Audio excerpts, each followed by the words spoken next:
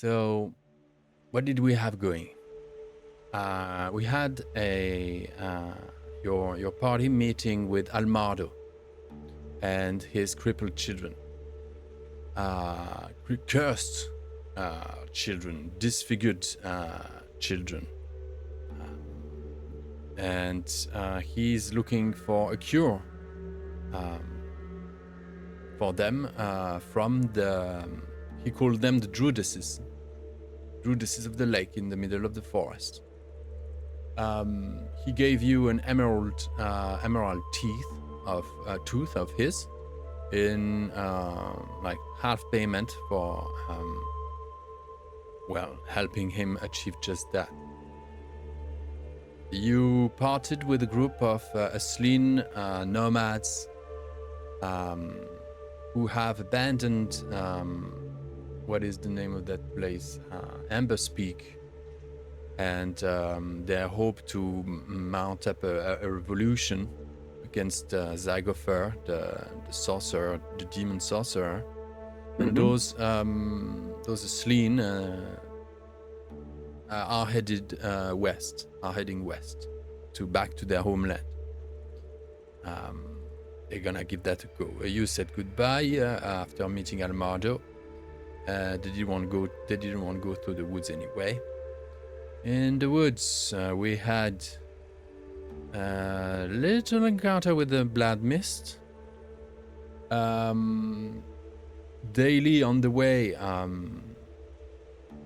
children fell, one after another, of exhaustion, thirst, hunger, because their mouths is sealed with flesh. Yeah. So you have 4 left alive. Soon Almardo's mission is going to be how do you call a total failure, to put it simply. She's not an Asleen, she's an Ailander, Verdia. Abandoned her village following you guys and the Asleen after her father killed himself on the shores of his village, for he wanted to take them all to the Vales, the Ashen Vales, and no one wanted to move and stuff, and because he said that the Forbidden Lands were indeed forbidden and cursed. Humans were not welcome here.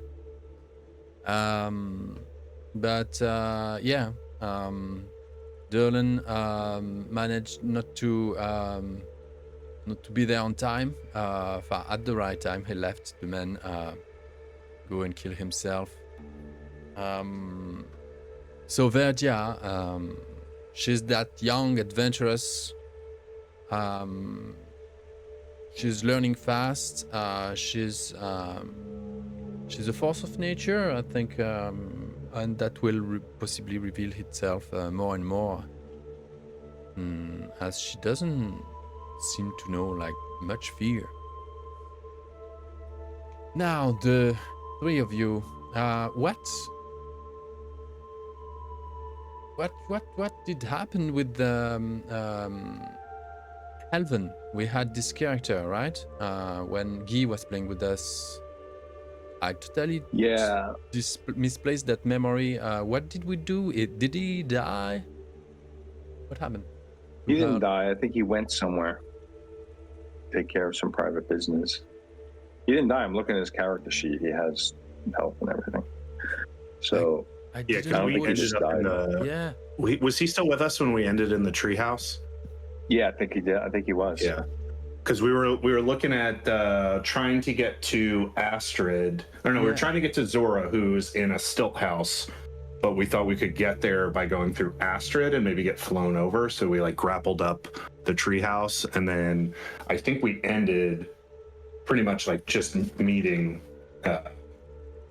Astrid. I think that's right. I think we did convince Astrid to help us meet Zora, but we didn't leave the treehouse yet. Yeah. We're drinking tea with her or something. Yeah. Yeah, she lives in this tree house up top that massive tree. She's dressed in black robes, keep her hair up in intricate braids, top of her head. Her hands are calloused and strong, and she smells constantly of tea. And she flies on a broom. Normal, regular witch. And her hut is filled with fiddles and teacups, and tea jugs and little armchairs and stuff like that. She's a very welcoming person. She's the friendly type. She seems to be in good term with that other witch, Zora, who lives on the stilt house in the middle of that 2 kilometer by 1 kilometer lake. So a decent lake. She doesn't mention the other witches. And we had, let's establish that I can't remember the details. I didn't have time to rewatch the last actual play recording. But if you say that you had agreed already that she could help you get to Zora, whatever way. Yeah. We'll see about that. But that's us. That's that. Now, Verdia and Almardo and the four crippled. The four crippled are at the bottom of the tree, waiting for news. And you went up that tree. One of you with a broken, with a missing foot. And there's this as well. We have not only four crippled children, but also a warrior. A crippled warrior. You up there with Janard, the actual chief of the Wolfkin community that share the lake locale with the witches. They've tolerated each other for generations because, as it seems, I don't know why, but if we say that, that means that witches live a long time. I don't know. Don't know what's up with that. Janard, at some point, set by the casualty of Astrid's behavior and manners, as she sort of possibly propose, do you want more tea, or something like that. He just punches the table with his massive wolfkin's, fist and shouts at her, "Where is Joanna? Where is my sister? What have you done to her? Where is she?" And he continues on. He says, "Everyone thinks you have sacrificed her to your witches' experiments. Good luck is on his way with the clan. They will tear everything down if you don't tell me the truth. I can still stop them. Speak." And Astrid just very casually, she keeps, pouring tea. And just that makes the Wolfkin fume if ever they could. As you know, we studied magic. She studied magic at Zora's to learn, and she interrupts herself, to learn what? As she glances, she swipes at each of you like that, oh, I was going to say something I shouldn't. Why don't you ask Zora directly what happened to her? She's a secretive one, and even to me. Have more tea. I hate tea. Stinks tea. Stinker. He's about to just shove the whole table, with the tea sets and all that. Well, I think he should calm down, but I don't know how to tell him to not do that. Maybe like gently put my hand on his arm and say, "Stay your hand, friend." And just talk to the witch again. All we want is the information. We're happy to share tea, but we want information.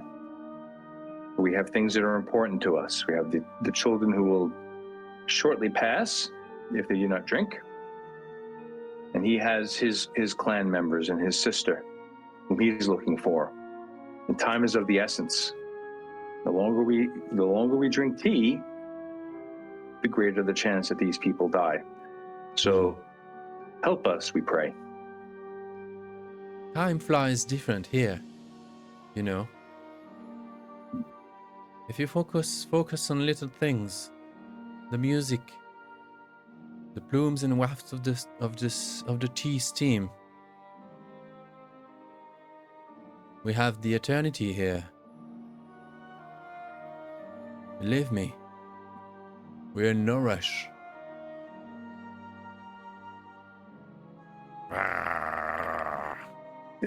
Witch's trick. They're not here. Wait, they're not here. His sister is not here. Wherever the time is here, wherever she is, his sister's at risk. Those children are at risk. Now, maybe you can watch the children with no mouths, and they won't starve, but his sister is not here, and she will suffer. I don't know what happened to her. If she is dead, she's probably safe from suffering.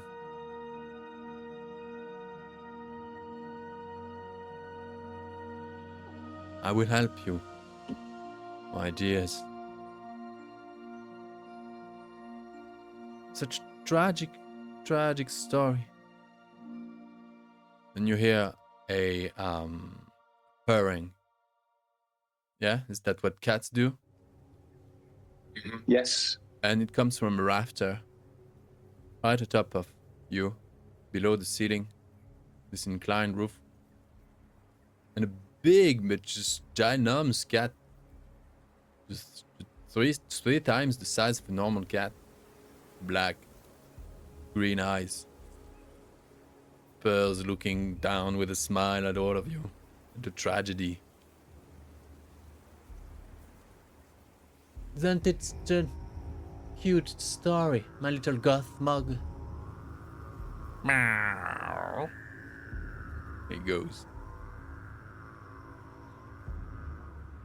I promise you, we will go soon. Have more tea. Enjoy a little music, perhaps. And she snaps her finger, and a whistle, a fiddle, just begins to hover in the air. And play itself. This entrancing melody, quite, you know, very musical, very sound. But something weird about that song. Yeah, it's probably some kind of spell. So Scar stands up and moves towards the door. Enough, Tej. Sorry. We need to go now. Agreed. Derlin's fully enjoying his tea. He's like, oh yeah, sure. Already? He was definitely going to keep sitting there.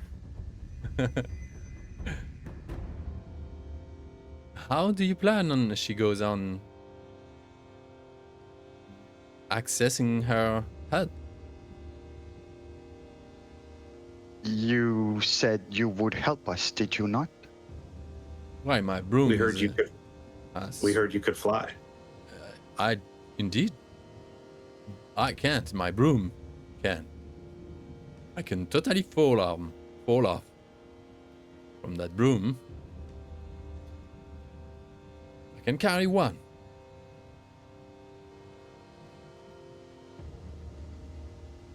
Perhaps you could carry Zora to us. Yeah, that's more efficient. Ooh, Zora, out of her hut. We mean her no harm. We simply have questions. We simply need help. No doubt. And she's a wild one. I mean, when I said that she is a secretive person, she indeed is. Who else would live on a isolated location like that? A still house in the middle of a lake, in the middle of a forest, in the middle of the forbidden land? She really doesn't want to have anything to do with people, for sure. But maybe you could give me something to entice her? Maybe the news. I don't know. I think she will believe she's protected by the lake. That the rampage, that Kutlak's rampage isn't going to reach her. But if what you say is true, Janard, then we're in real trouble here. And I will not only be missioning for the sake of your children, but my own and my sister's.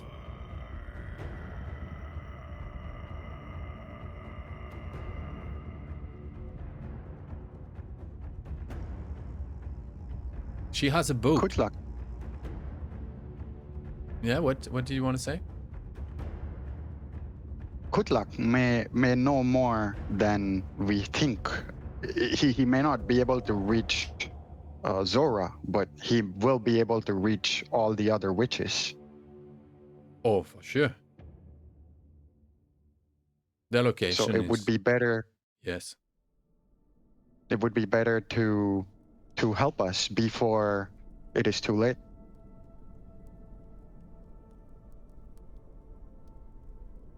Suddenly the violin just like goes like quick. The cat go "Arr!" And she's like The violin just goes like doodles back to its place, hanging on the wall. You're right. Give me a minute. I'll do my best and bring her back. Back to the shores. I'll meet you in the reeds. Don't venture too much in the marshes while waiting. We'll come back with her little boat. I hope I can convince her. Give me something. Give me something more. To show that, I mean, we're friends, but... And Janard, he goes... like he breaks, possibly, I think he could break a, some kind of necklace with a spread of fangs, wolf king fangs, which are, maybe it's even, like the ancestral necklace with a fang from each of the previous ancestors. So it's generations of chiefs, hanging in there. And he gives her the necklace. I guess that will do. Quite convincing, Janet. Well done. All right. See you in a bit. See you soon.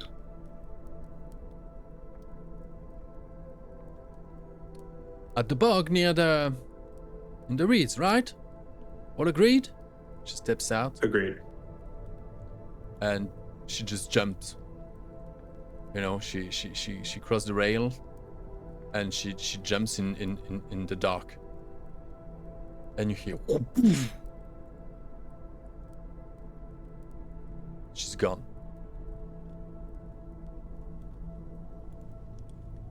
She probably went like either hypersonic speed or something. It's another kind of a broom.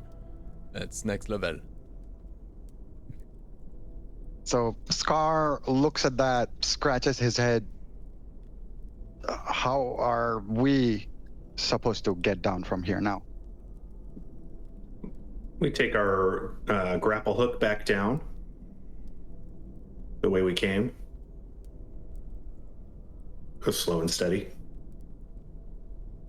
Yeah, we had a +1 die on every roll, right? There was a move roll. Yeah. Yeah. Is there anything you do in the hut meanwhile, or you just go down straight? How much time do we think we have? Like, are we minutes or hours? The speed at which she left, like she jumped in onto like possibly a hovering broom somewhere parked, and she went so fast that it made a boom. She boomed. Okay. I do want to just kind of walk around. I don't want to go through all of her things, but I do kind of want to take at least a cursory look through the tree hut, see if there's anything, like dismembered kids or something like really freaky there that would give us reason to be worried. Apart from this weird cat that is really keeping a heavy lidded eye on each of you, a collection of kettles and cups, armchairs, ever boiling tea, plenty fiddles, masterwork, unique pieces, extraordinary workmanship. Those fiddles must be they're worth a fortune, each of them. And that's it, more or less. There's a little fire, in the middle, in a stove, little table, a cot somewhere in the corner. Durlin certainly thinks about the gold he could get for those fiddles, thinks about it, but sees that cat lurking around and thinks better of it. As big as you. Cat thinks better of it. It's massive. It's just like a big dog. Yeah. As a merchant, a peddler, that yourself, that these fiddles are no joke. They're a gold piece each minimum. And there is 24 of them,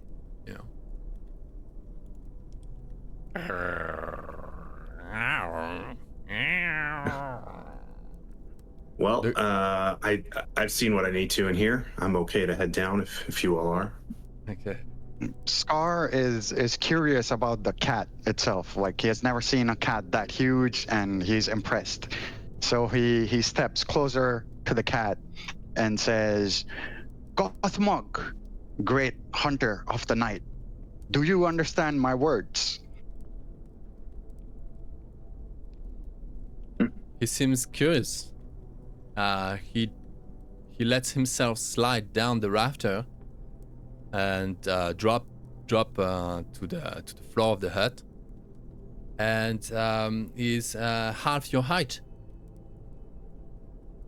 With his big furry tail, his black gray, I think he has gray paws and tail ends and ear ends and mustache. Otherwise, he's a black big cat with green eyes, and he starts to cuddle itself around your legs. So Scar will pet it cautiously and say, "A hunter such as you belongs next to your master, not in this house. Would you come with us?"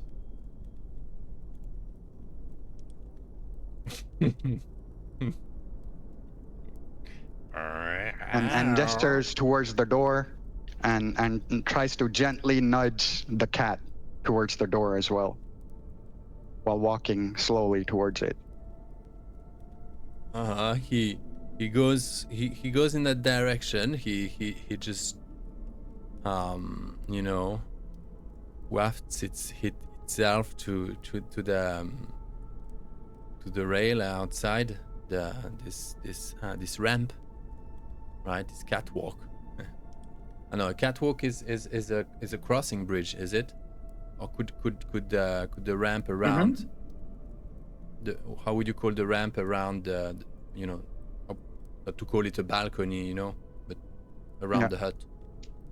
Yeah, it's like a wraparound balcony. A wraparound. Nice. Yeah.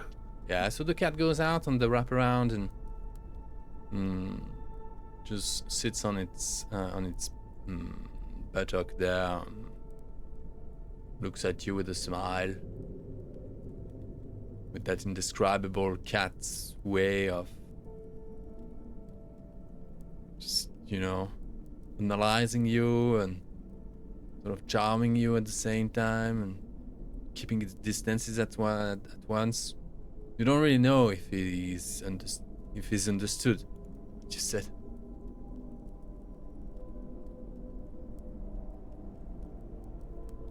Do something if you agree to come with us. There is danger coming.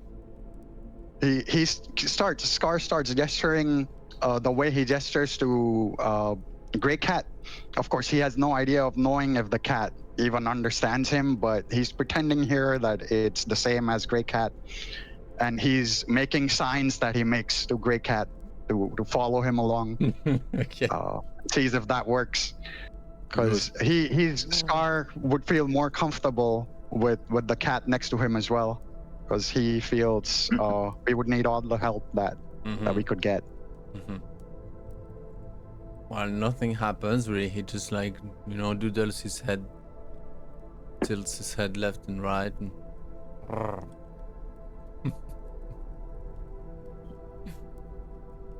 he goes back inside the hut.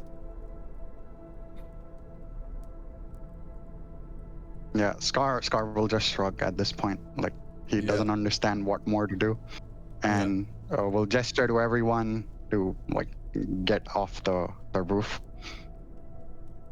the hut, I mean. Yeah, when you're about to, when you begin your descent, he approaches again, and looks past the wrap around, and you just see his eyes, his green eyes in the night, reflecting the moonshine that passes through the tree canopies, and you have those two blinking lights that watch over you as you go down the tree. All right, everyone, roll a move +1. Remember, this is a tall tree. What did we had decided? Depending on, it's gonna be 2 + 1 D10 damage, or was it something crazy like? Yeah. So you definitely, I think, want to push that one in case. Okay, we have. I made it. Dylan is good. Athelbald is good. Perfect. There we go. Okay. They're coming back. You hear Verdia's voice. And wake up, Almado.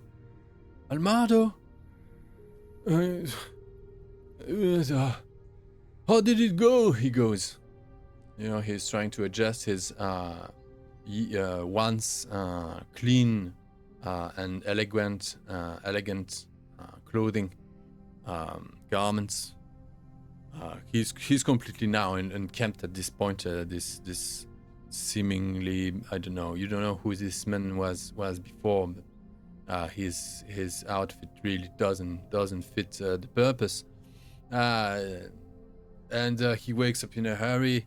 Verdia, and they go towards you. The kids are sort of huddled in a pack, and Almado, how did it go? Did she agree to help us? I think so. A little bit. Yeah. I think so. She's going to get Astrid now, we hope. Or bring her here. Oh, Zora, you mean? She went to look Yeah, for Zora. Zora. You Yeah. hear the thump of Janard jumping from one of the higher branches, just as he lands himself,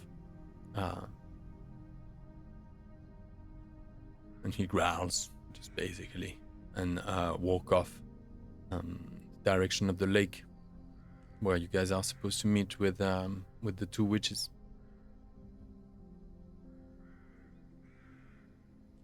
He doesn't make a comment. What's wrong with him? Almado says. And Verdia says to him, he's losing everything, my friend. Just like you did. Nothing is wrong with him. He's just going through something. I mean, something we've all experienced. It's just new to him.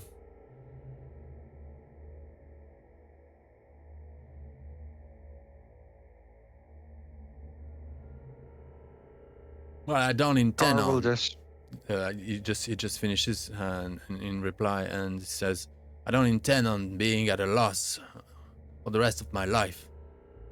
Once I saved the life and fate of my children, I will do something. I will build an estate. I will fortify it. And but maybe, I don't know, maybe on an island or somewhere in the north. I've always dreamt in the north. I don't know. The Forbidden Lands, it's a bit too much. The church, the Rust Brother.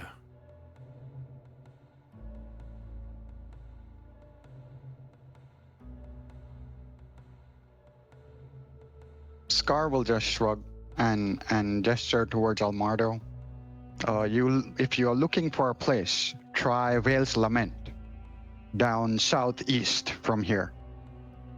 And we'll gesture to Grey Cat to mount on top of her and slowly start moving towards where Janard went to. Best we not keep the witches waiting. Sound. You all go along? Yeah. Almado gathers the four things with their indescribable appendages. They file up and follow along. And it's how many hours do we have? We had established that Kutlak and his party would be arriving at the lake in somewhere in the morning. Yeah, in my mind is we have the night to figure things out, right? Yeah. What time could it be now? When did you guys leave the camp? When was it? I should have tracked that better.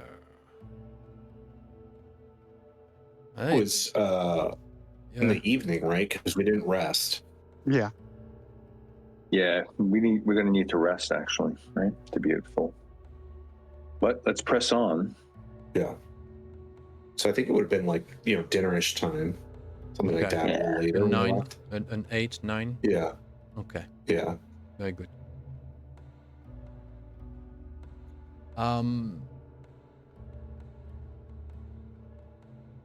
And we have as well, forgot about this guy. Toma, the half-elf, who is with you, yeah? The 17-year-old orphaned half-elf, raised up by the Wolfkin. Used to be best friend with Joanna. And he's despised by most, honestly, at this point, because he lost her, her umbrella. And Kutlak was really looking to just get rid of that anomaly he was raised as a wolfkin, and has tried to learn magic as well from one of the witches, Silence, who lives in a grotto on the other side of the lake. And he has got used to bringing her honey. Not honey, beeswax.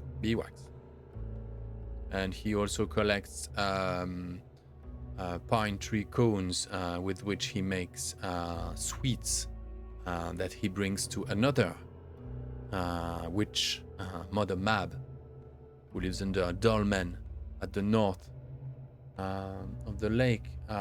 So with the crisscrossing of all these informations, I think I can give you the map.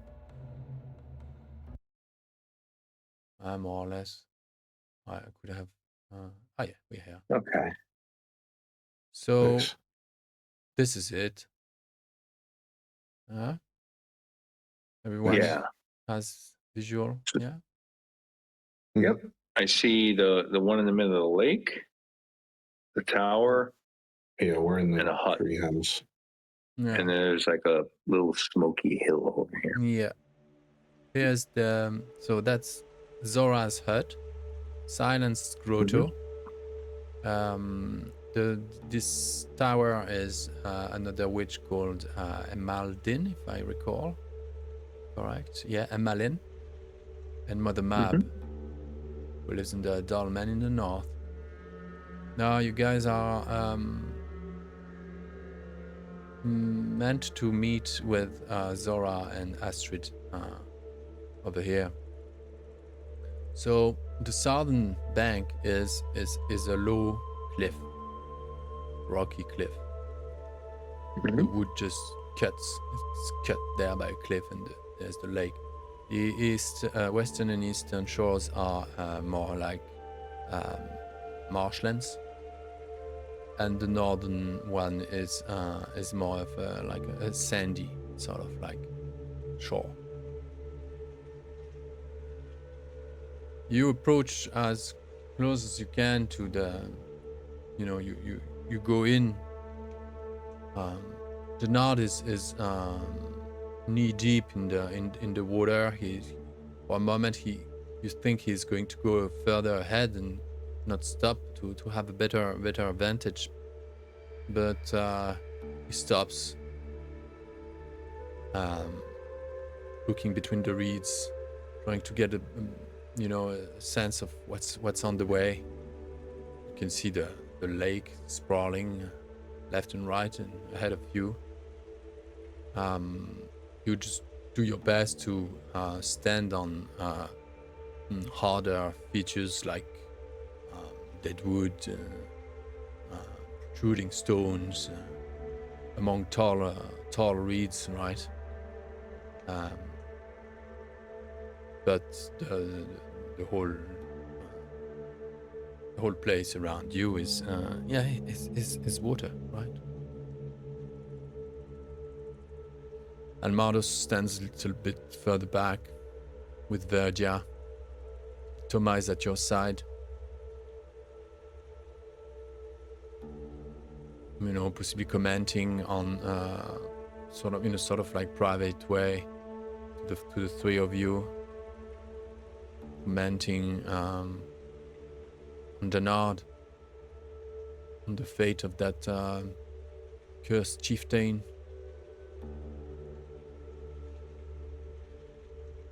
And he asks, have you noticed the way she tied her tongue? Interrupted her sentence? Just as she was about to mention something we shouldn't know about Janard?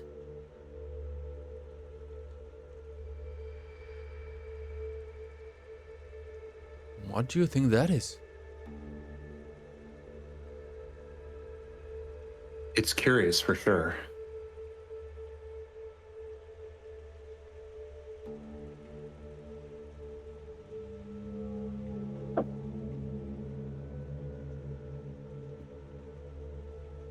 Perhaps we shall know more once we meet Zora. Yeah. I guess so. I know they were exceptionally close with Joanna. But even Joanna had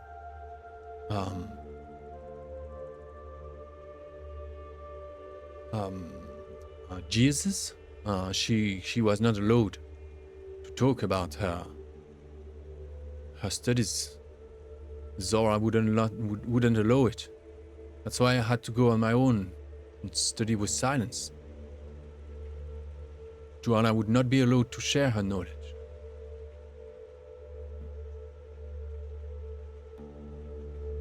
Supposedly she went there to find, to learn healing, to become, better use for the clan, for the whole community.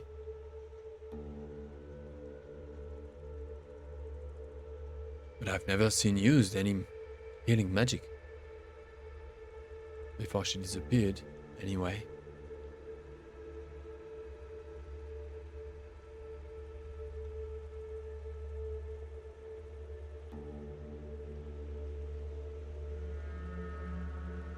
Someone rolls I know awareness. nothing of Sorry? sorcery. No, Scar just shrugs and says, I know nothing of sorcery. Right. Sure. Best, is it awareness in this game? Scouting. What a weird. No, it's scouting. What a weird name for a skill. Scouting. Best scouting, please. This is nighttime. Minus It's probably Scar then, Yeah, because I can see in the dark. You can see in the dark, then no worries. Go ahead. No modifiers. Your wolf is standing back 20 meters, 20, 30 meters back with the... This is... it's an ask as well. I thought he would not like to stand in the water, and he would be standing back with the kids and Almado.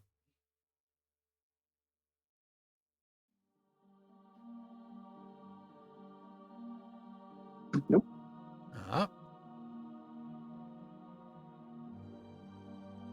Scar, how are we doing? Willpower, you're at 6. What do you do with this? Oh, wait, why did I do that? I didn't mean to do that. Don't know why that happened. I must have been on my character and accidentally rolled or something. what did you do? I rolled. Oh, no, I didn't do anything. Never mind. No, you didn't. Okay.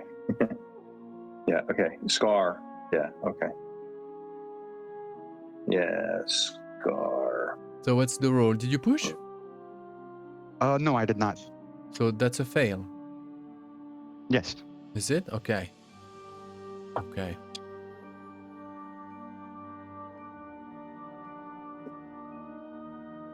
Something grabs the 1 foot of Ethelbald and pulls him down in the water. You tumble. The water is it's deeper than you thought. There is a lot of silt in there, and you're dragged in a meter deep of this smudge. Smudge is the correct word? Smudge is not smoke. Sludge. Yeah. Well, it's a hand attached to a limb, attached to something bigger. You can't see. You're in the sludge. Your eyes are itching, and your ears are already full of silt. There is just the roiling, the rumble of the bubbling waters in your ears. You are being dragged down. The others, this happens really just a meter beside you. Yeah. You see You don't see what's dragging him towards the lake, but it's definitely all you see is just the boiling waters as his mass is being carried through the reeds that crack along the way, and they are going at a decent speed of I would say they're going at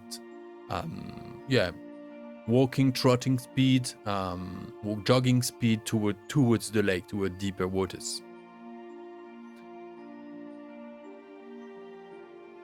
Athelbald. So, First reaction from Athelbald, I guess. I guess it has me grappled. I try to break the hold. Okay. Yeah. Yeah. From time to time, you manage to get some of that sludge, that silt, that dirt, that water out of your eyes, and you see scales, you see fish scales, something fishy. There's something fishy going on. So how do I break the hold? It's gonna be a melee, right? I think it's an A opposed grapple, right? I think it's a grapple, right? Like there's an opposed roll. Yeah. Between whatever attack it has and my grapple, or a might. I could do might as well. Yeah, I've not been reading the rules. Grappling. I think it's a melee. It's an opposed melee, right? Close combat. Grapple.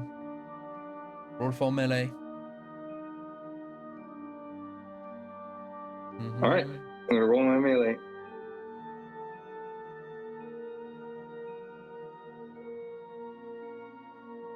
Oh, gotta push.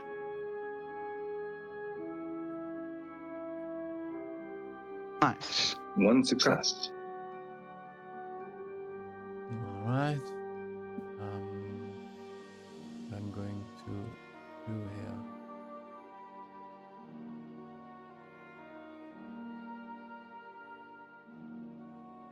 Oh boy. 3 successes. Okay.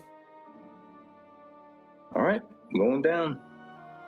This thing is a mixture of a man and a fish and a quadrupeded mammal, Mm-hmm. covered with half scales and fur or whatnot. It can grab, but it can swim at the same time. And it's taking you further down and now underwater. But before it's too late, before you're unreachable, the others with some kind of roll might be able to do something about that. So we can still kind of see where he's being dragged, right? Yeah, you see the reeds going off, like breaking as he's being taken towards the lake. Okay. Further in the lake. Okay, so I would like to use a willpower point, and I want to reach into my bag, and I want to take out a fishing net.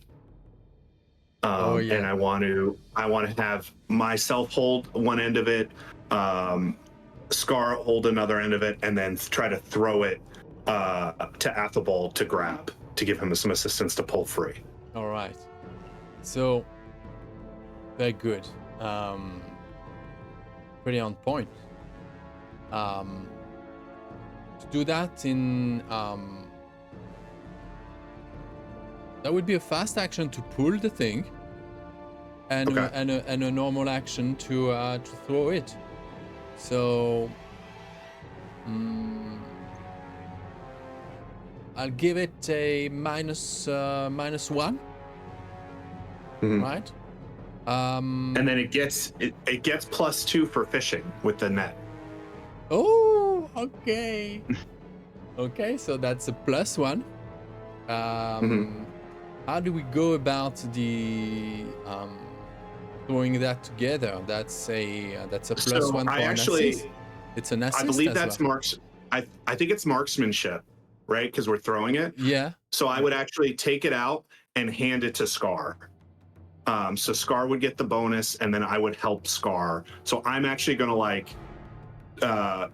grab the rope and then just like grab Scar's shoulders to steady him, so Scar can toss it. Okay, let's go. So that would be with your assist. That's finally it's a plus Plus 2. 2. Yeah. Okay. So I'm rolling just marksmanship without any modifiers. Do I get my sharpshooter modifier for this or no? I don't see why not. Okay. Yeah. And Yeah. you get plus 2 because it's -1, then plus 2 for the fishing net, +1 me helping him. Yeah. So Okay. that'd be on there too. So yeah, nice. So rolling now. That's 2 successes. Woohoo. Okay. You Athelbold. The thing has stopped. The two of you are entangled. The thing is that you guys have shot the net across the entire area and caught them both in the net. And as you're trying to pull, you realize that the two of them are embracing each other in one of a kind romantic posture.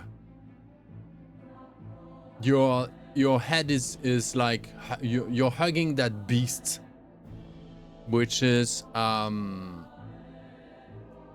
3 meters long, fattish, has extra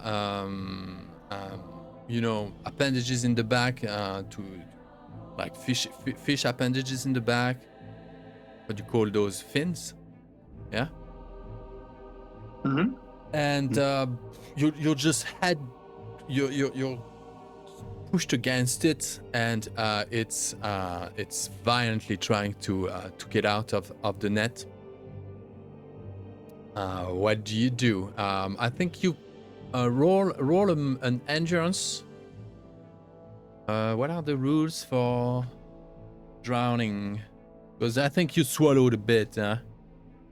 You swallowed some of that. Drowning. If you sink, you need to make an endurance roll every round. Wait, have you managed to hold your breath during that round? Roll an endurance, please. You did. Very good. So you're fine. Now you're half underwater, half carried over the surface of the water. The creature and you are struggling, I guess, against each other. What is happening? I think you will get you will get hurt. Meanwhile, it's gonna take a round to drag you both back, if you manage to drag them back, because it's gonna take a might -3. Depending on what Athelbold manages to do. What do you do at this point, Athelbold? And then I'm in the net, right? I'm in the net, so I'm. Yeah. So would he Oh. get assistance from us because he has our leverage to pull himself out now? I think I'm kind of like stuck in the net though, right? Mm-hmm. I mean, the net's around me. Yeah, but we're pulling it.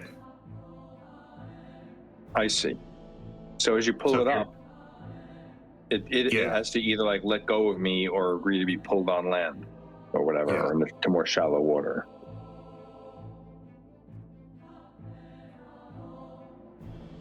So I guess what I would do, you would probably get, if you're trying to pull me out, you would probably get help from me, which is 1 extra die, right? Yeah, or as you're pulling yourself, as you're trying to break free, you have us kind of pulling against you to give you a little more leverage. Okay, then that would be. I hate to do this as a GM because I'm a GM in it, but I would say I get assistance from you, but because the net constricts me, I also get a bane, so it would cancel out, right? Do you know what I mean? No, I'm asking Athelbald what he's doing. What is Athelbald able to do? You're stuck in a net with a monster and being dragged out of water. You could possibly reach for a dagger. You could not unsheath a sword. I don't have a dagger. You don't have a dagger. Okay. I do have a fist, though. Okay. Do you want to punch the thing? Is its head near me? Do I see its eyes in the mark? From time to time, the thing is just writhing, you know, on itself within the confine of the net. All right. Let me do a melee with a -1 because of like the situation I'm in. Just Yeah, like take that. Fair? above the table. There's also the shove option, right? You can try to push it off of you, if that's something you want to attempt. Let me see. Shove. Yeah, I can do a shove. It's the same. It's the same roll. While being in a net, entangled in a net, the two of you, I don't see what shove could really achieve. What I'm thinking is, like, if he manages to push that thing a little away, Scar can take a shot. Like, if they're too entangled with each other. Dude, it has like 18 strength. It does. Yeah. And again, above the table, that probably should have been a monster, not a NPC. Right, with like a table for its attacks. But okay. But yeah, so Scar. Let's assume you do 2 per round. That's 8 rounds of arrows. Are you just shooting it right in and succeeding every time? Yeah, it's gonna take forever. No, I agree. Yeah. We have to escape it, and that's the only way. All right. So you elbow it, what you am I punch doing? it as much as you could. Yeah, let me roll. Okay. So melee -1. I like your offer, proposition there. Yeah, because it's just like I just don't see. Yeah, because I'm all tangled and underwater, Yeah. and you know what I mean. Yeah. All right.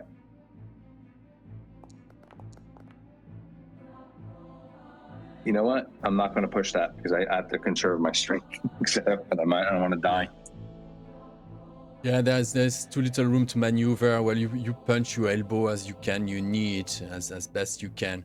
The thing is enraged. You don't know, guys, what you're pulling. It howls like a wolf. It hisses like some kind of I don't know, a whale dying on the shore. This mutant is a weird thing. And it's heavy and wild. Roll so best might -3 +1 for one assist +1 from another assist from Thomas, who has jumped on the rope to try and help. So that's three people, yeah, pulling. So that's -3 +2. So it's a best might -1. Hey, I'm a 4. Anybody beat that? You have 4 might. All right. Or was that 4 dice? Yeah. I have 4 strength, 0 might. So I have 4 total. Yeah, better than mine. I think Athelbald's normally better, but I don't know. You just help. Yeah, you just help. So, I mean, I can't help. I already did mine. So.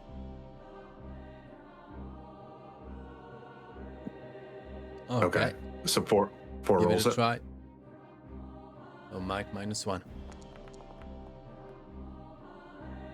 Hey. There we go. Okay, you make good progress. That thing has reached shore. I think the whole of you, you was not just about just pulling, pulling the rope, it was about stepping back as well, you know, and you reached some kind of more firm ground. Behind you, I have Verdia and Mardo. They're like, "What's going on? What's going on? Where is Ethelbald?" The thing is pulled out of Point in the water. Yeah, it's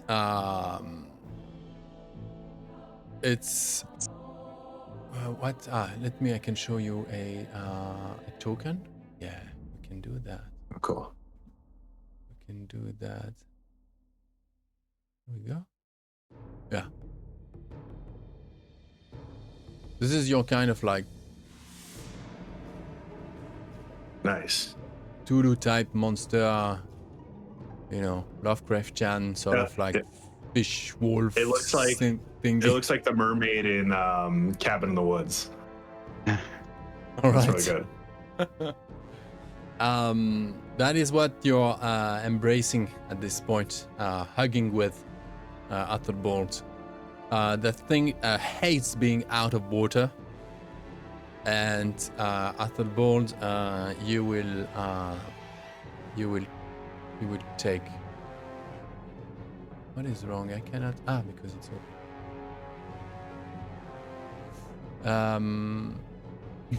Wolfish, take a rest. Yeah, sure. Maybe tomorrow. I can't take a rest now.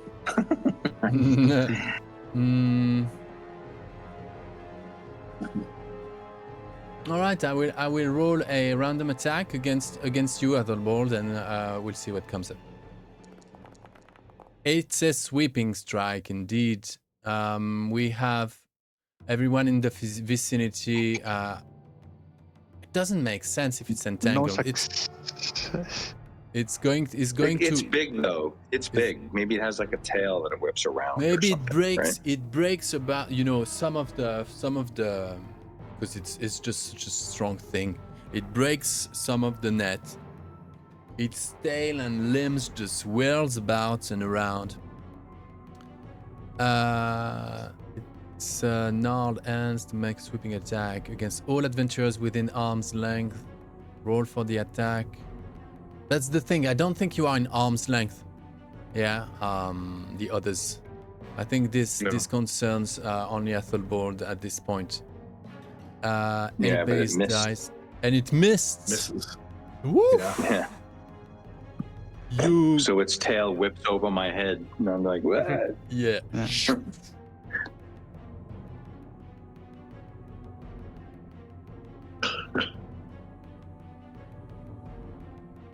So would that give us an opportunity to shoot back at it? Yeah.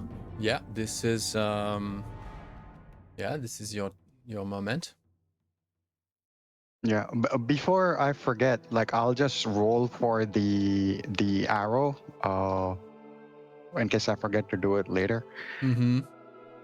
Scar will choose to go for a what's it called? The artificer arrow that he had received from the Aswin.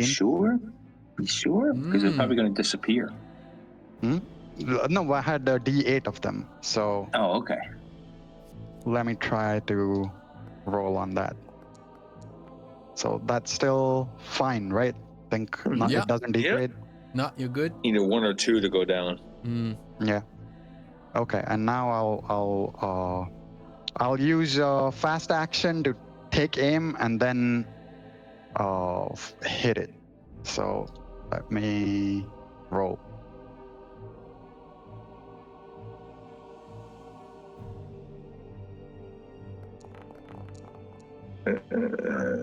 That's a horrible roll. Okay, 1 damage. Ooh, 3 skulls. Yeah. 3 banes. Yeah. 1 damage. I'm not pushing rolling armor. I wouldn't push that. It'll damage it. Okay, it goes through. Wait.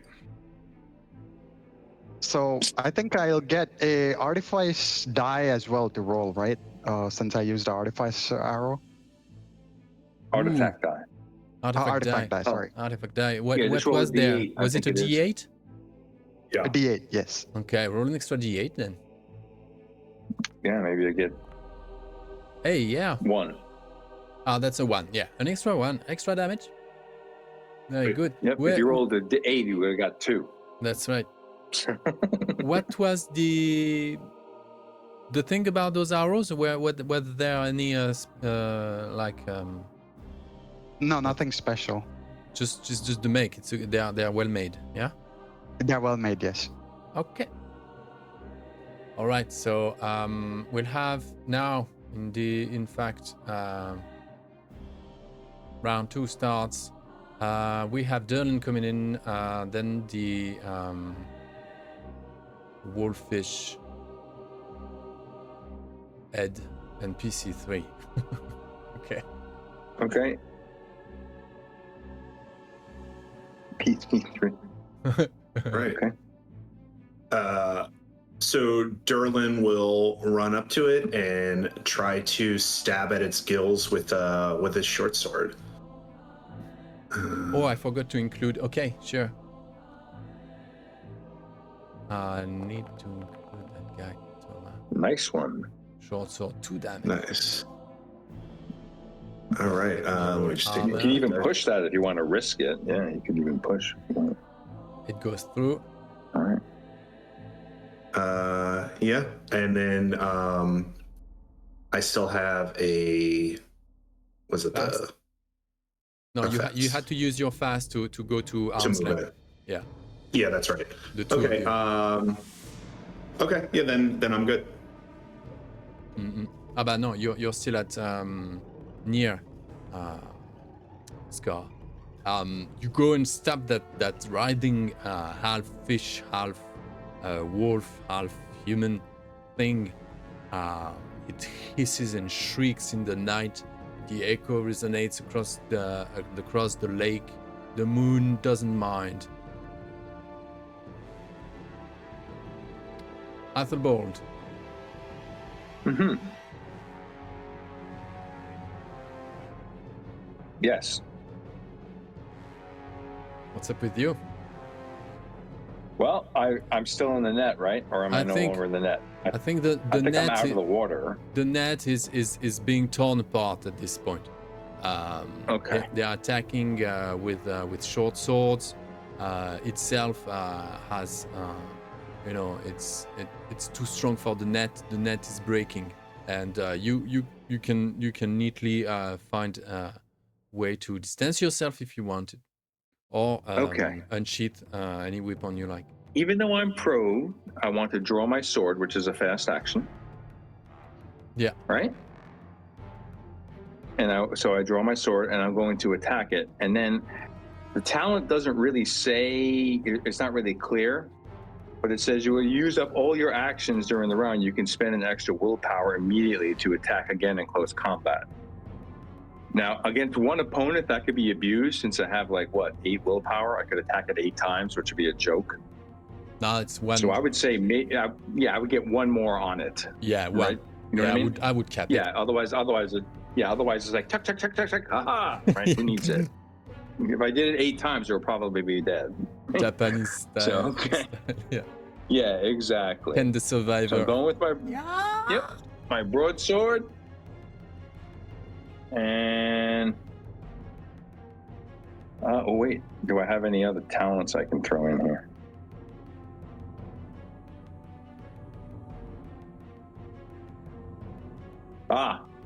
So on my first attack, I'm going to spend a willpower to bypass its armor. That's my sword. That's my sword talent. So I see its gills and scales. I see something, and I immediately try to stab with it.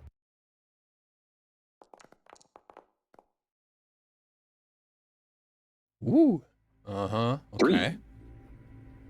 Nice, and a nice 6 on the sword. Not pushing. Yep. Okay, so you negate the armor. Pushing. That's right. It doesn't get an armor roll. Gets 2. So it takes 3 damage. 3. Ooh. Yep. Okay. Now I'm going to spend another willpower, and I'm going to attack again. But you can't stack the talents like that. So this time it'll get to use its armor. Right. All right. Let's go. So I see it goes in, it draws some blood, I pull it out, and then I slash again. The first one was a stab. This one's a slash. Oh. Ouch. Okay. Rolling armor. Okay, it negates 1 damage. Okay, That's takes 3. No, it takes 2. 2. 2 from the second one because 1 succeeded, and it took 2 from the first. So total of 4. Yeah. Nice. Athelbald resurrected. Very good. Yeah, I'm glad I spent money on my sword talent. As Or not you money, but XP. you're arming your next shot, Scar. You have Toma, who intercedes, and he raises his arm. He just nearly jumps in front of you. Stop it! Stop it! I know I can do something. Last time he tried to attack me, it stopped. I can stop it. I know. And he rushes towards the creature, you know. He just jumps on his knees, hurls himself front that thing, and yells, you know, take me, look, I know you know me.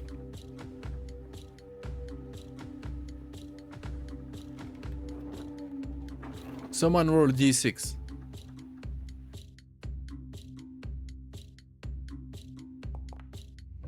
All right. Dude, very good, very bad. Yeah. It's like one or the other. He brandishes a necklace with a stone, possibly, I don't know, maybe some kind of like what's the name of those? Jasp. Yeah, some kind of greenish jasp on it that reflects nicely the light of the moon. And he brandishes that jasp necklace in front of the creature that all of a sudden, you know, was slashed and suffering. It had started to recoil, you know, under the pain, and it just raises it bends its neck in a weird way, and drooling silt and water and blood, and its globulous eyes just switch and twirls towards the jade, the jasp's necklace, and the thing sort of like go agape, like really like and begins to sort of like shudder, as in sort of like fear or something, shame, and it covers its head and eyes like that, and starts to sort of like writhe backward.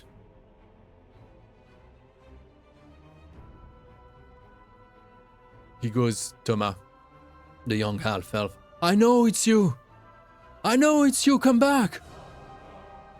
Joanna! Joanna.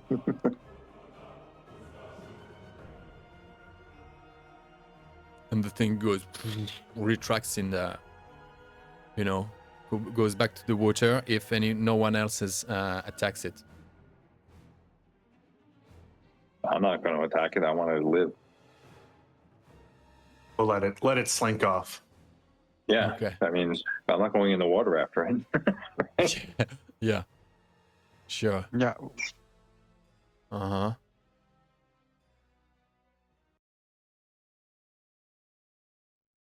Well, there is this silent moment. You're full of silt and sludge, Athelbald, bruised, and you stink of fish. Need to bathe. And Toma is rushing to the waters, you know, is like waist deep in the waters. Come back!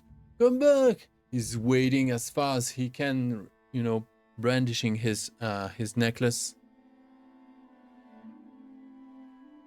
Stop it!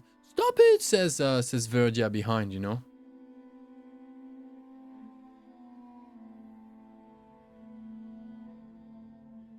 He's now up to the neck.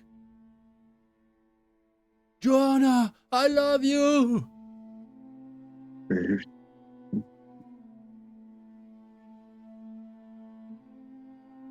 His head goes into the water. Only the necklace is above water.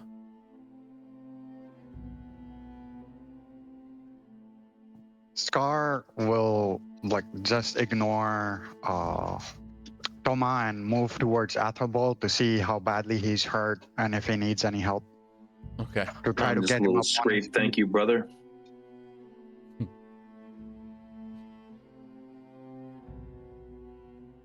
There is an eruption of bubbles. Air bubbles coming out of the murky waters, barely lit by the moon. And another eruption. And then the hand holding the necklace disappears in the waters. There's a final sort of like waft and ripple. And that's it for Toma.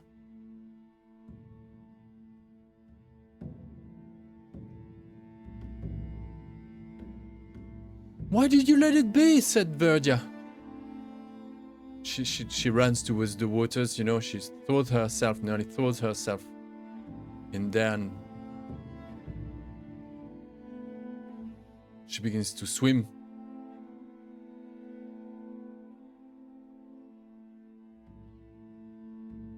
She shouts, Toma!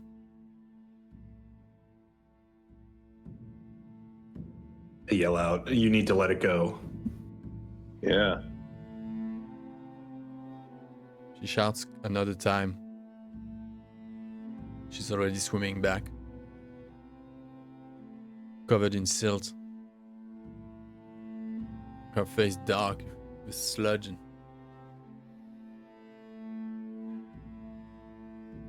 She looks with like the most somber gaze at each of you. And Athelbald, always getting into trouble, you. She passes you. I am a magnet for ill luck. But I'm still here. She was about to sort of like make a, you know, like a point or a scene, and as you say that, she's kind of oh, come on, fuck you. Yep. She faces you, and she goes really close to you, and she starts to clean your face of the sludge, you know, gently. Are you good? Are you okay? I just need a bath and some rest. I'll be fine. I know you will. Suddenly there is a boom in the air.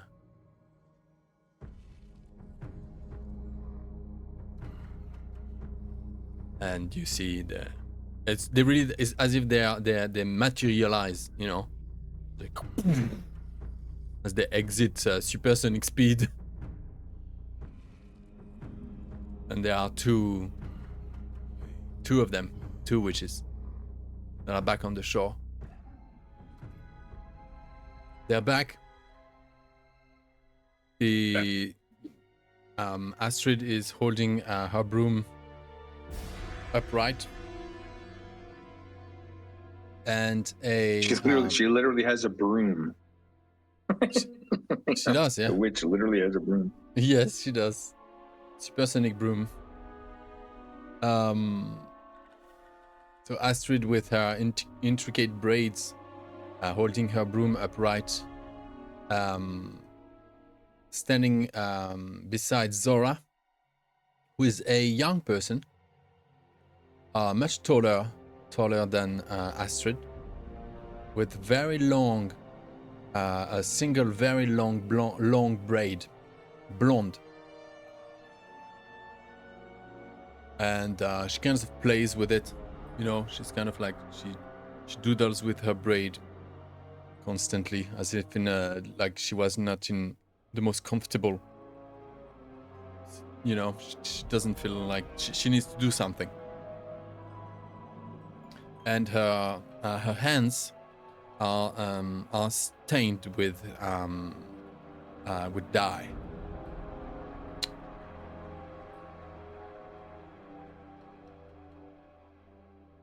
Is that it? Is that the bench? And they are already their attention is turned towards the children. Yes, come and have a look. Never seen anything like this. I mean, there's now extraordinary discoveries, I reckon, but... And she looks around. Astrid suddenly stops as Zora goes towards the bundle of children. Almado sort of like silently steps aside. And Astrid looks up. Where's Thomas? What's up with you guys? She confronts Athelbald as just as Verdia was, you know, just helping you to recover. What happened here?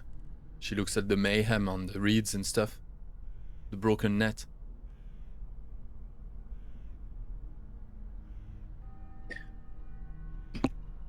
Yeah, above the table, I'm curious about the relationships of these, right? So there's two of the witches are in front of us, and that beast was related to someone else that's with us, right? Related So to the beast, Mm-hmm. Like they spoke to it and told it to go away. And then followed it in the water. Yeah. that was Toma, Yeah. the half elf. The half elf he went into the water with the beast. Mhm. Yeah. And drowned. So I would wave to her and say, a great fish creature attempted to pull my friend here into the water. We're able to drag it to shore. We briefly fought with it. And then a member of our party seemed to recognize it as a former person, as their sister, and convinced it to leave us alone, but then followed it into the water. Then Janard yells, and Toma! He said it's Joanna! He said her name! I heard it! I heard it! Zora, what is this? What is going on? Astrid, you lied to us. Joanna is alive, isn't she? She's just not herself anymore. What have you done to her? He growls and howls and...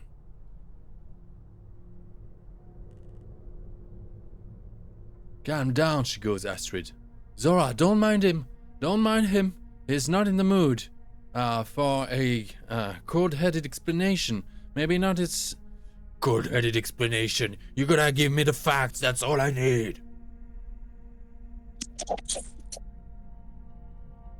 And Zora, in fact, no, she drops her long blonde single braid. And she turns her back eventually to the children. And with that bundle of mutants swirling behind her, we're barely moving at this point. She confronts Janard. Hold your horses, chieftain. You know why she went to study with me. You know the risk she took? It was her responsibility. You know why she did it all? It was for you. And he goes, not only me. Oh, not only you, Shirley. Oh, she wanted to learn a lot. And she wanted too much. And that's what greed turned her into. Her experiments went wrong. I advised her against it. couldn't manage such power too quickly. That's what magic does when someone mishap, like she did. But she's still herself a monster. But herself. That's impossible. She's cursed. You gotta help her. Oh, but we cannot. This is her fate. She owns it now. She's in command of her own life. We can't help her. Her magic is so strong. Her breath spells power. It even sprouted a new kind of fleetis that grows after her. You collect it, make more magic with it. Your sister still has meaning. Now she helps us instead of you. Let it go. And he's completely like he's about to lose his temper. Astrid tries to step in between the two of them as Zora is now has grabbed again her long blonde braid and whirls about with it. It's sort of like is this provocation to Janard? She's really not. She doesn't seem to be intimidated by him.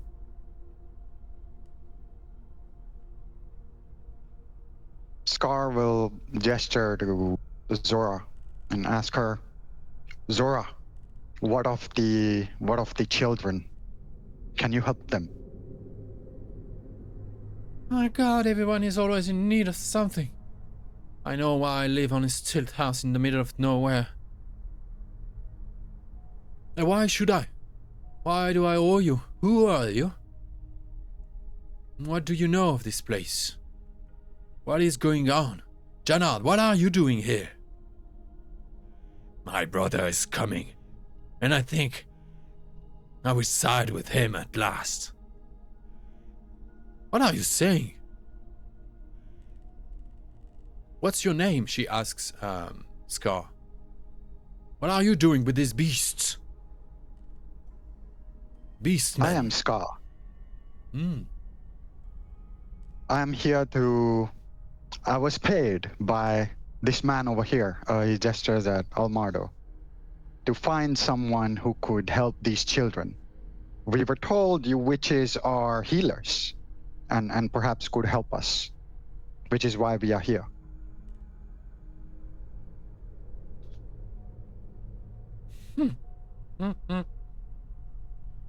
What a song, what a melody. Not my kind of music, I'm sorry. We're not used to trading with strangers that come with abominations like that. Almardo grinds his teeth.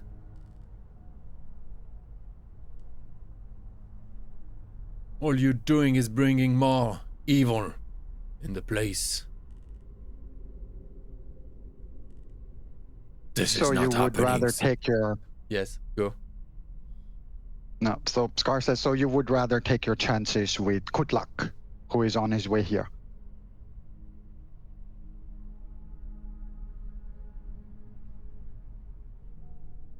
She looks at Astrid.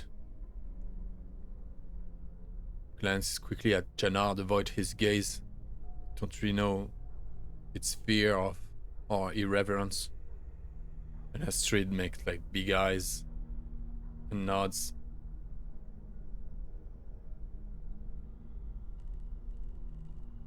What, is he coming? With the horde? Indeed he is, he goes Janard. And we can expect 10 to 20 of them. What are you gonna do? 5 old lost witches? You're no match for us, you never were. Oh, but maybe we are. We know more than tales and legends. I can assure you.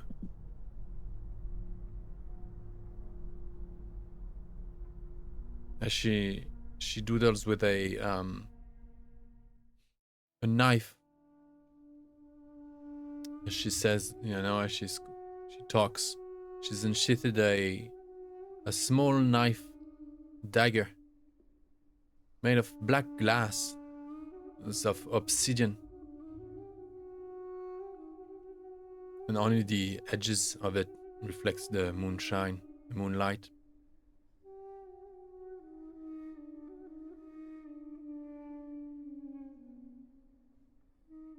Janat, she goes. Zora.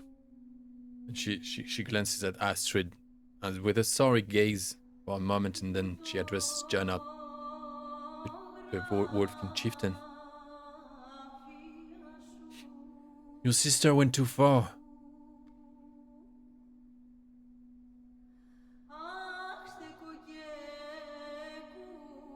She's become a monster.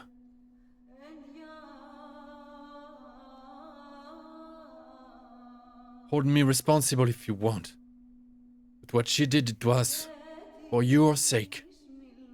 And the sake of your brother. What? What does it have to do with him? Oh, but you don't know. What do you mean?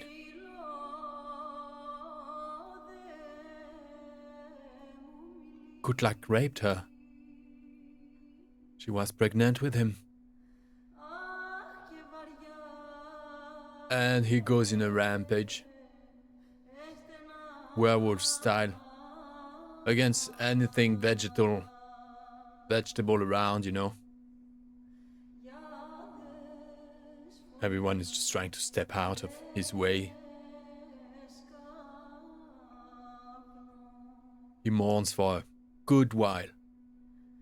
What do you guys do?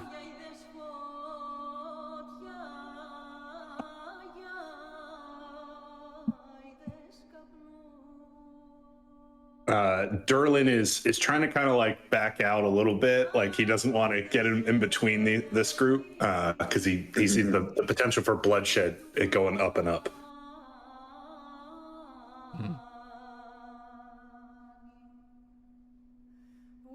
Yeah, I'm not really in the shape to get into a long scrum right now. I'm filthy from the muck, bruised. Yeah, Scar gestures at Grey Cat so that he can be in a position to quickly make an exit if need be. It'll be faster on top of Grey Cat than not. So he's also trying to put a distance between them.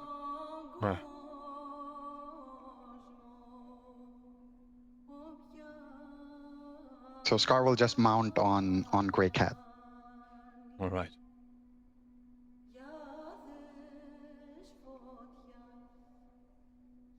I like your approach, people, says Dora.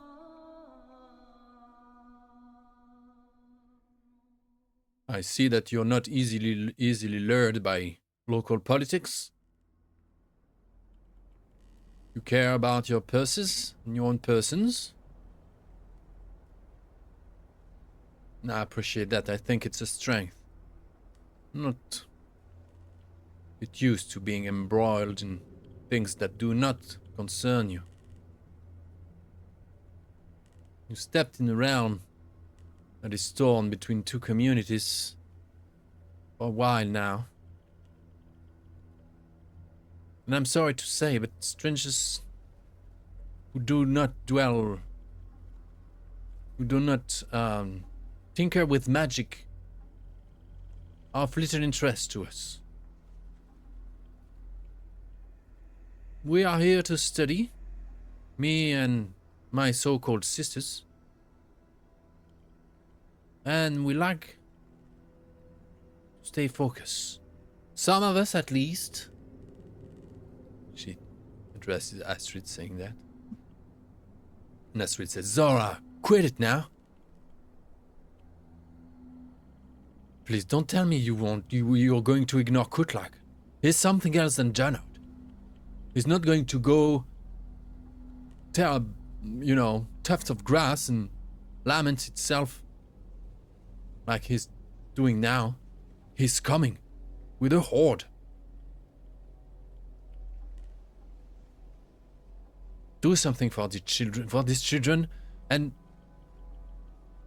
I don't know, give meaning to Janard so he can stop.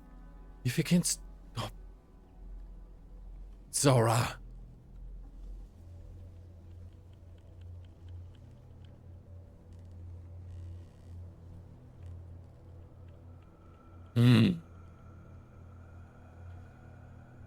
She goes, all right. I guess time is of the essence. If you wanna get your children out of trouble before dawn, before Kutlak arrives, you have much to do. Oh, much. And you'll be running about and around, collecting a few things for me. I need to prepare a potion. And of course, potions come with ingredients. Just like any good recipe. We need every single one of them. If one ingredient missing, this is no good. The last and foremost ingredient is payment. What am I going to get in return? And he yells, peace! You will get peace!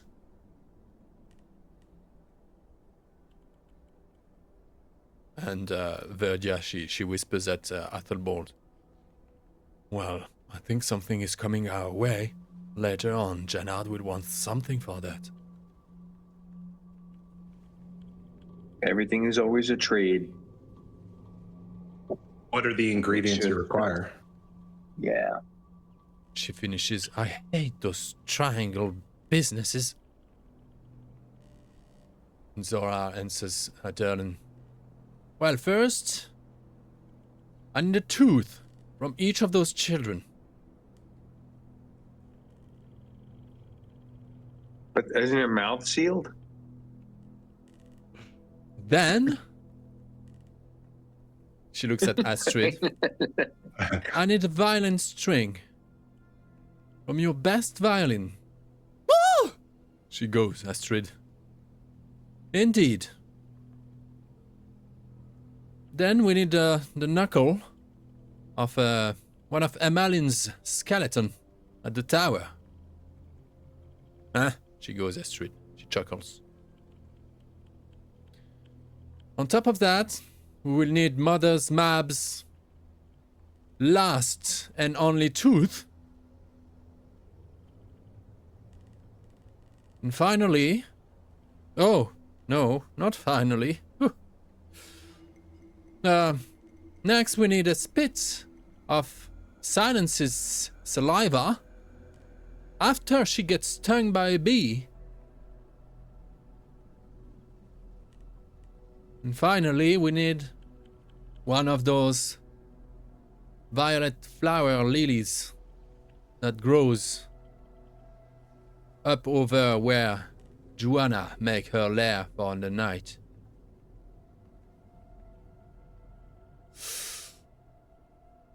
I know. This looks like made up, but it is in kind. I invented the receipt, so in a sense it is, but it works. It does indeed work.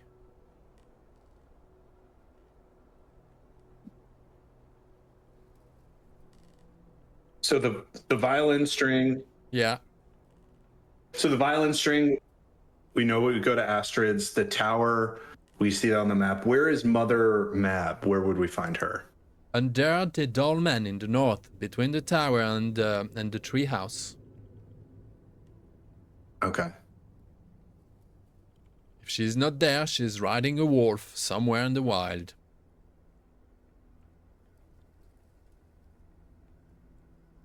Silence. She lives on the other side of the lake in a grotto there. And I hate her. Don't ask me what she does with her days. I don't care. I just want to spit off her stinky saliva. I'm sure she stinks like hell. Make sure she's being stung by a bee before that. Violet lilies. And a tooth from each of your... And she just realizes... You'll manage. And meet me at my hut. Astrid, can I get a lift back now, please? Do you know where we can find Joanna's lair? We saw her slink back into the water, but can you point us to where her lair is? I don't know. The lair will be where you can find the violet lilies. Okay. She sleeps in the water, in the silt.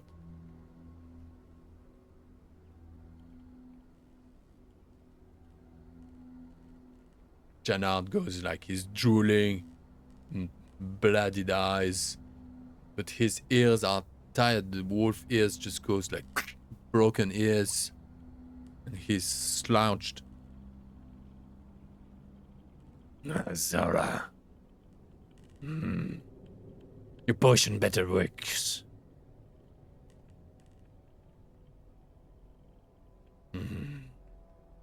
What am I even doing here? You people better make that work. Otherwise, this is going to be a rampage.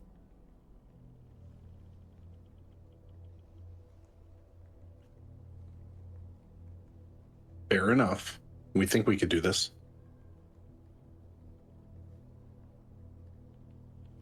It is 10 Scar o'clock. gestures at Athelbald and Derlin to come a little closer and says in a low voice, was this part of our agreement? I thought we simply needed to get the children and Almardo to the healer. This seems far more than what we were requested to do. Agreed. It's true. It seems like a fun adventure, though, and Derlin has like a little sparkle in his eye. That's good, but let's get something else on top of it. If we're going to do more work, we should get more stuff. Right? Agreed, boys? Sure. Agreed. Rather than just, okay, we'll just do it. No, because we're putting our bodies on the line. I'm missing a foot. Come on. We gotta, it costs. Adventuring is a risky profession. So, pay me. During that conversation, Verdia went over to the children, trying to water them through the nose, and they're taking water through the nose as best they can.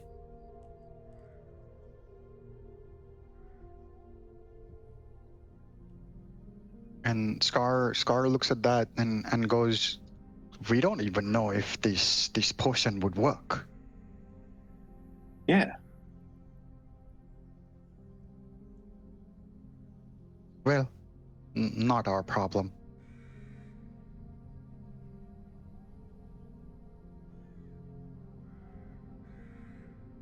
They seem to have, there's some magic here for sure. And in my life, I've never seen a person or a wolf or anything turned into a fish. That somehow has happened. Yeah. They have some credibility with me. They are odd ingredients, I'll give you that. But I've seen crazier it seems things. like fell magic, frankly, doesn't it? Does it seem like fell magic to turn a wolf into a fish? Fish. On some level, it's a violation. Yeah, it's magic broken in the first place. Yeah. Though it's easier to break things than to make them whole. Yes.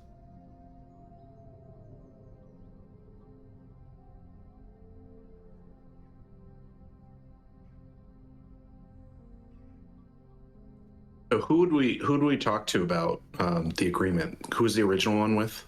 Almardo. Because it's a while. Almardo. Yeah, he's So I now guess busy with the better now children. than later, Scar will gesture to Almardo. Mhm. Almardo! And wave him to come over. He comes about. Yeah. What is it? Won't you be on your way already? This was not part of our agreement. Huh? We agreed to bring you here to the healer. And here you are.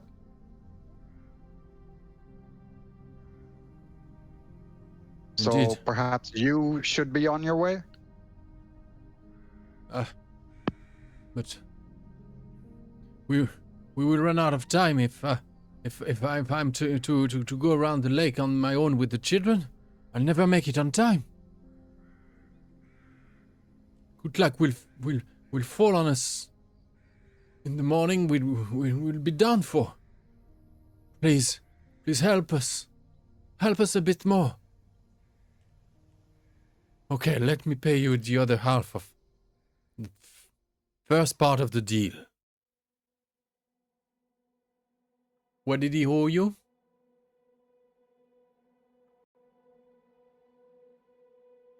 He had paid the first half with a emerald Emerald. tooth Yeah. Yeah. worth something. Yeah, it was like a diamond or Emerald, I think. Yeah, that was worth some gold. Yeah. Mhm. Was it 5 gold he promised or something? I think because you during the deal you made a good roll and that came off as a good sum. I was surprised by the amount of gold that was promised. I think I have it. Pull from his teeth.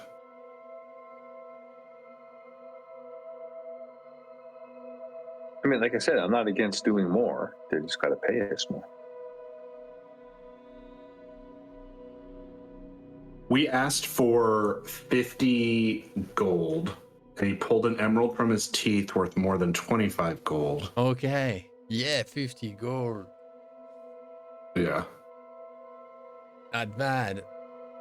He produces Yeah. 25 gold pieces on the spot here now. Now, our deal is done.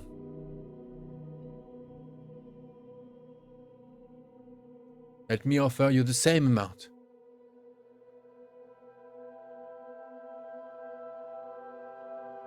For fetching the ingredients and bringing over the potion once it's ready.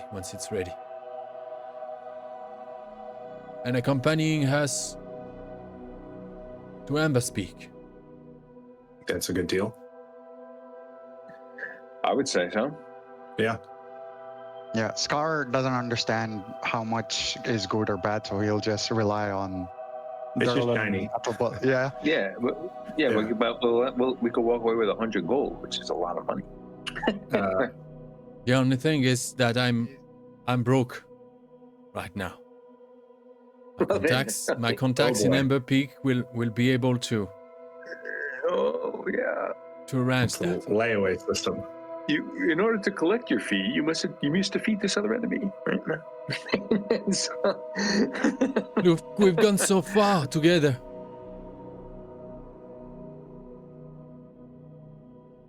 I'm I down could for a put credit you on in touch credit. with influential people. You guys could do so much more. Let's put him under a wait, boys. Let's have a little powwow here.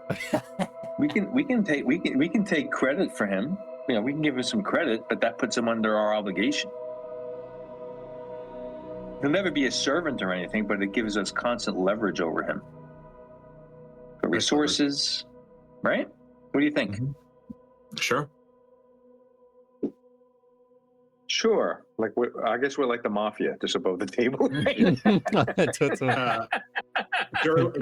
Derlin will start divvying out the gold, and he'll take 8. He'll give 8 to Scar, and then he'll give 9 to Athable for the leg. Oh. Hopefully that compensates 1 gold. Yep.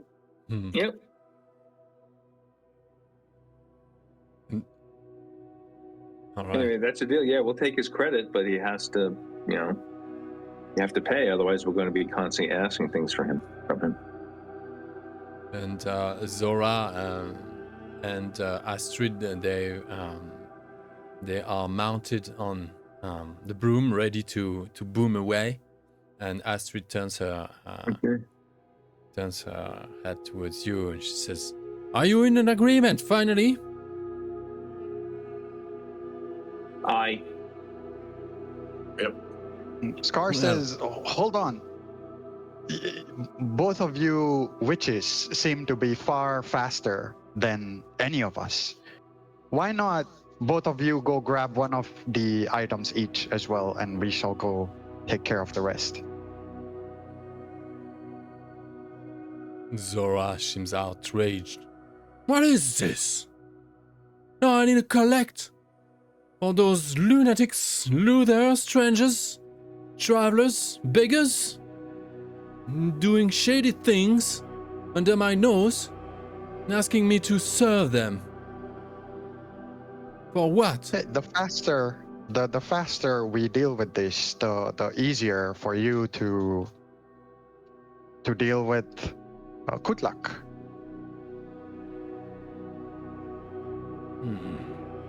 Roll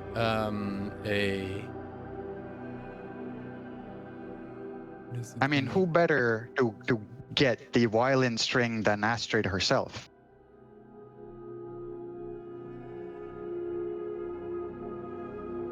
Yes, I can arrange that, Maybe says she's Astrid. Yep.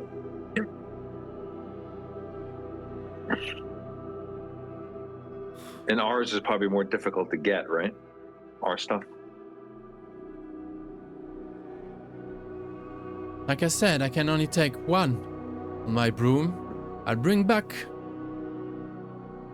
Zora to her little house in the middle of the lake. And I'll come back. Wait for me.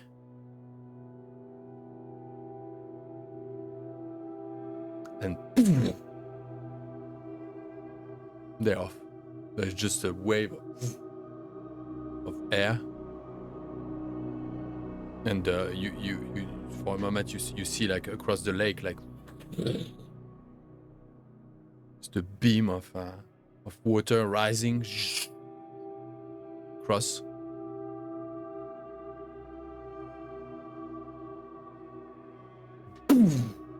She's back.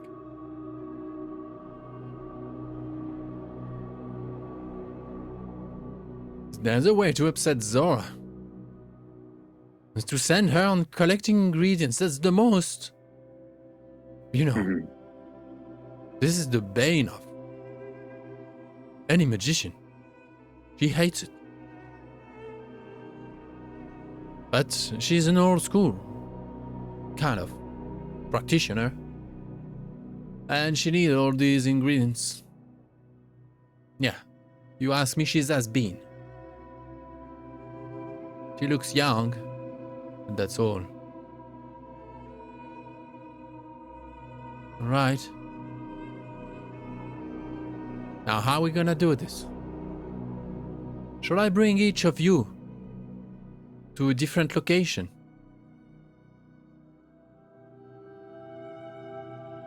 We don't split the party. This is Yeah. a very lethal place. You want to be Yeah, fast? exactly. There's 3 of you. And there is 3 more witches. Yeah, we could be turned into 3 bowls of stew. Yeah. Nope. We're staying together. I don't think silence would play that kind of game.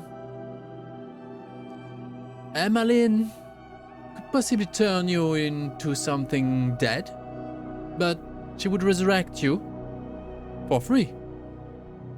Okay. Mother Mab, she's the tough nut to crack.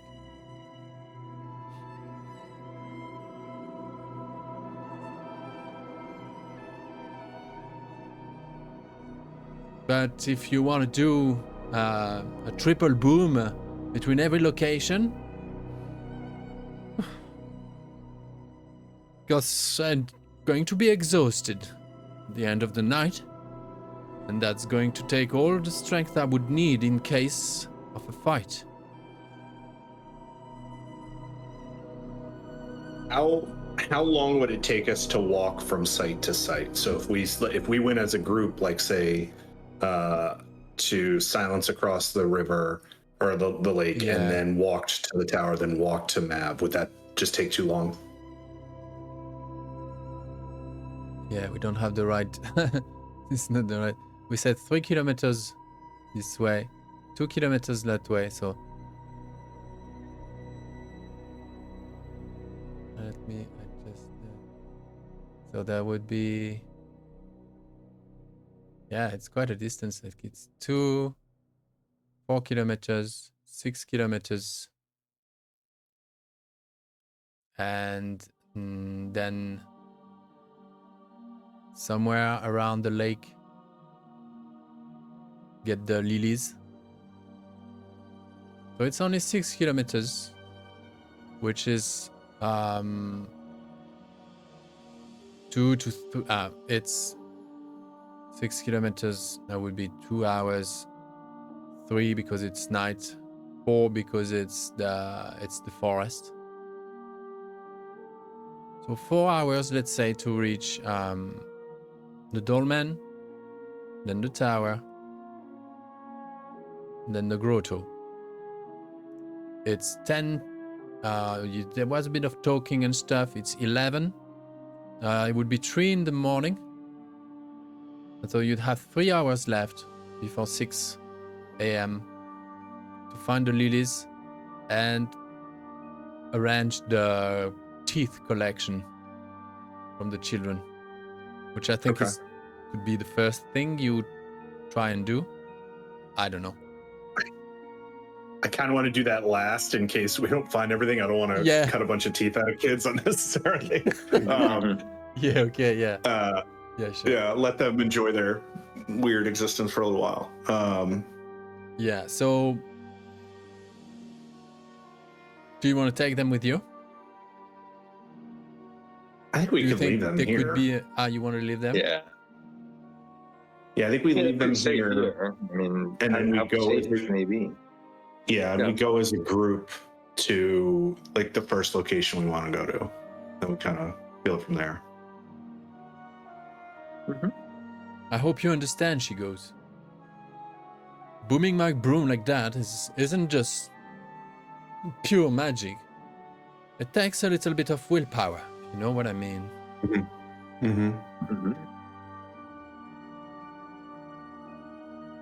We'll be waiting with Almado and the kids at the feet of my hut, the feet of my tree house.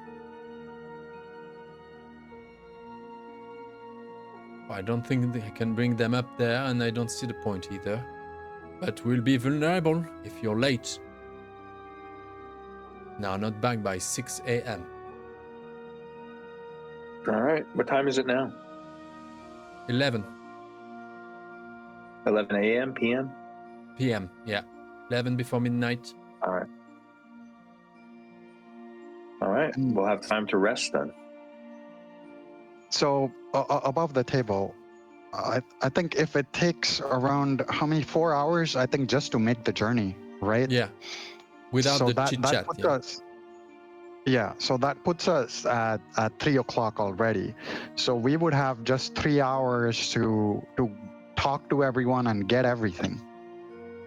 Would it make sense to split up if we? So basically, if we don't split up, I think there's a risk that we will not make it in time, which I'm okay with, like above the table as well. But like just to put it out there. Yeah, but it's just a nightmare for all when you split the party above the table again, because you can only do one thing at a time, right? So while you're negotiating with the witch, what am I doing? Browsing the web or whatever. Right? You know what I mean? No, but situations like that, they don't come up every session as well. You know, it happens that sometimes you are forced to split. So yeah, we can, if we have to, we can try splitting up and think about maybe who are we most worried about. someone being on their own. I'm probably I could probably talk my way out of a pretty rough situation. So maybe like I would go to the MAB because that's the one we have the least confidence in. Yeah. Yeah, and I don't know, just splitting the party. All right, if we want to split the party, we split the party. So we have one going to MAB, and the two others I'll go to going MAB. to Emmeline and Silence. In the meantime, Yep. Yeah. So, just one thing is, I believe Mother Mab is roaming around. she's reputed to ride wolves. Oh, So, is that something perhaps Scar could yeah, lean that's a good into idea. there? Especially if you might need to scout when you get in the area. That's probably smart. My survival is not as good. I could probably use more of a straight line to where I'm going. You're actually the fastest car Yeah. as well. I think you could Yeah. you go twice as fast as the others. You see Yeah. in the dark. You're That's a good idea. mounted. So I'll have a better chance of finding her if she's roaming around. Mm-hmm. All right. I could take Silence then and figure out this bee sting situation. Figure out the witch. The bee sting. We have to get her to The get bee stung sting. by a bee. Yeah. Okay. Yeah. You know that. That sounds like something maybe I could convince her to do. You know that she makes honey, huh? Yeah. She has So she might already have been hives. stung. Yeah. Okay.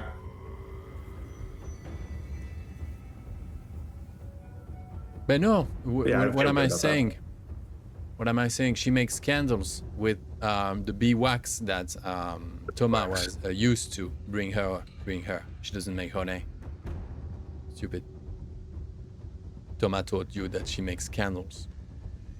I just mixed it up with the bee wax. So you need to find a bee at night.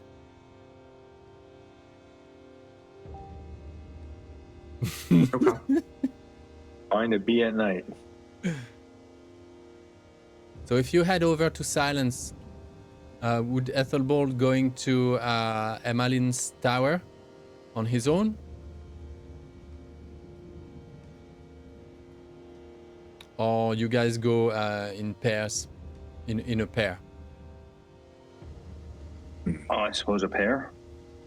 Yeah, because we can. Why don't we do that? Because the knuckle thing, maybe we have to like kill a skeleton to get it, or it could be a little more dangerous. So if Scar went for Mab, and Ethelbald either join him or join me, we do that one, and then we all meet at the tower. We could probably do the tower as a united front. And that would still save a lot of time. Oh yeah. Yeah.